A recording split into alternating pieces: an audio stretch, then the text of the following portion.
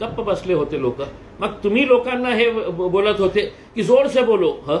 म्हणजे इतकी वेळ आली नसती तुम्हाला, तुम्ही मुद्द्यावर बोलले असते की लोकांना आज काय आहे, की जिव्हाळ्याचा प्रश्न त्यांचा काय आहे, की निजामाचं हे आहे का, की 450 वर्षापूर्वी काय झालं होतं, निजामांनी काय केलं होतं, किंवा आज लोकांना नोकरी पाहिजे, युवकांना नोकरी पाहिजे, शेतकऱ्यांच्या भावासाठी तुम्ही काही बोलले असते, किंवा आपल्या शहराला जिल्ह्याला पाणी कधी मिळणार आहे, प्रधानमंत्री आवास योजनाचं एक घरही आपण आजपर्यंत दिलेलं नाही भारतीय जनता पार्टीनं.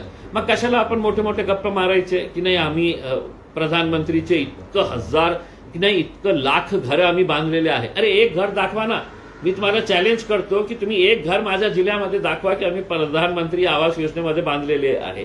मग फक्त लोकांना डेटा देऊन, काही फिगर्स देऊन की हमने इतने लाख करोड रुपये का ये कर दिया. अरे कुठे गेले ते पैसे? शेतकऱ्यांसाठी आम्ही इतके लाखचं पॅकेज. अरे मग शेतकरी आत्महत्या कशा करतो बाबा? हे सगळं नाही का, हे लोकांना म्हणजे आकडे देऊन कशा आपण त्यांना फसवता येईल हे सगळं त्यांचे कार्यक्रम आहे. वंचित आघाडी गेल्या वेळेस तुमच्यासोबत येणार होती, त्यांचं जमलं नाही बिनसलं. आता ते महाविकास आघाडीसोबत जाणार होते, तिथेही त्यांचं जमलं नाही बिनसलं. आता ते वेगवेगळे लढणार आहे. त्याचा फटका तुम्हालाही बसू शकतो आणि बऱ्याच पक्षांना बसू शकतो. नाही बघा, एक गोष्ट स्पष्ट आहे, जेव्हा आदरणीय बाळासाहेबांनी हे निर्णय घेतलं होतं की आम्ही महाविकास आघाडीसोबत जाणार आहे, त्या दिवसापासून आम्हाला पूर्ण विश्वास होता की महान विकास आघाडीचे तीनही घटक, तीनही पक्ष जे आहे ते शिवसेना असू द्या, एनसीपी असू द्या किंवा काँग्रेस, ते त्यांना घेणार नाही आहे. कारण त्यांची राजनीतीच वेगळी आहे.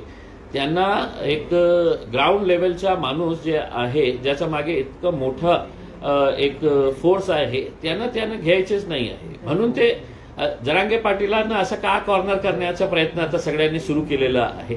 ते सत्ताधारी पक्ष असू द्या किंवा विरोधी पक्ष असू द्या, कारण ते जनतेतून उभा राहिलेला एक मोठा एक असा चमत्कार झालेला आहे. आणि हे जे पुढारी आहे त्यांना कोणीही असा नेता पाहिजे नाही जे जमिनीतून तयार झालेला आहे, ज्याच्या मागे इतकं सारे लोक त्याच्या मागे आहे.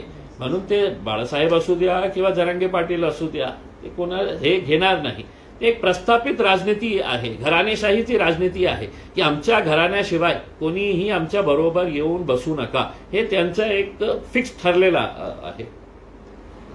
सध्या सगळेच जरांगीची स्तुती करण्यात व्यस्त आहेत. म्हणजे तिसऱ्या चौथ्या आघाडीतले लोक, मग ते बाळासाहेब असू द्या किंवा तुम्ही सुद्धा असू द्या, सगळ्यांचा डोळा हा मराठा मतांवर आहे असं नाही. मी सुरुवातीपासून, मी जेव्हा जरांगे पाटीलचा हे मुवमेंट सुरू होता त्या वेळापासून, आणि मला असं वाटतं मी एक वेळ आहे की जे लोकसभामध्ये उभे राहून देशाला हे सांगितलेलं आहे की एका सामान्य माणूस एका छोटासा गावातून येतो आणि त्याच्या मागे लाखोंच्या संख्येने त्याचा समाज उभे राहतो.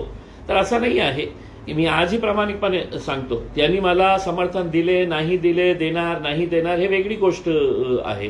पण एक खरी गोष्ट मी सांगितलेली आहे की जरांगे पाटीलांनी हे दाखवलेलं आहे की लोकांचा विश्वास जेव्हा प्रस्थापित जे मोठे मोठे नेते आहे, पक्ष आहे, त्यांच्यावर संपतो, तर एका छोट्याशा गावातून त्याच्या प्रामाणिकतेवर, त्याच्या प्रामाणिकता बघून कशा लोक आपल्याला जुळतो, हे सगळं जरांगे पाटीलांनी दाखवलेली आहे. त्याच्या कमीत कमी माझ्या संबंधित मी सांगतो की माझा काहीही पॉलिटिकल मोटिव्ह नाही होतं. मला त्यावेळी माहिती नाही होतं की जरांगे पाटीलांचं हे मुवमेंट सक्सेसफुल होणार नाही होणार, पण मी बोललो. ही झाली तुमची बाजू. पण बाळासाहेब आंबेडकर गेली 6 महिने सातत्याने जरांगेचं कौतुक करताय आणि अखेर काल त्यांना जाऊन पाठिंबा मागून आले. याच्यासाठी जी सगळी इन्व्हेस्टमेंट होती, मला असं वाटतं की बाळासाहेबांनी खूप वेळ म्हणजे घालवले यांच्या मागे राहून.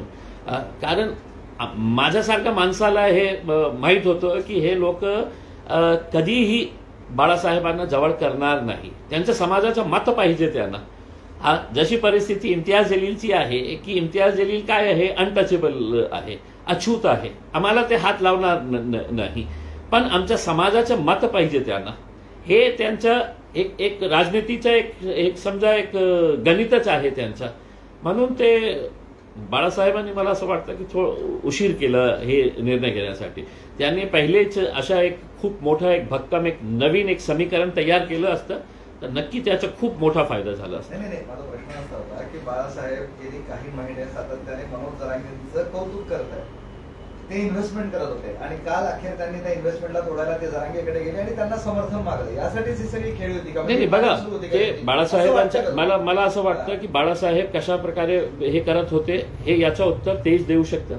मी माझा मत मांडलेलं आहे की मी जरांगे पाटीलाच्या कशा प्रकारे मी का त्यांचं कौतुक करत होतो आणि मी स्पष्टपणे सांगितलं की माझा याच्यामध्ये काहीही पॉलिटिकल मोटिव्ह नाही होतं. ओके, थांबा मग बसा.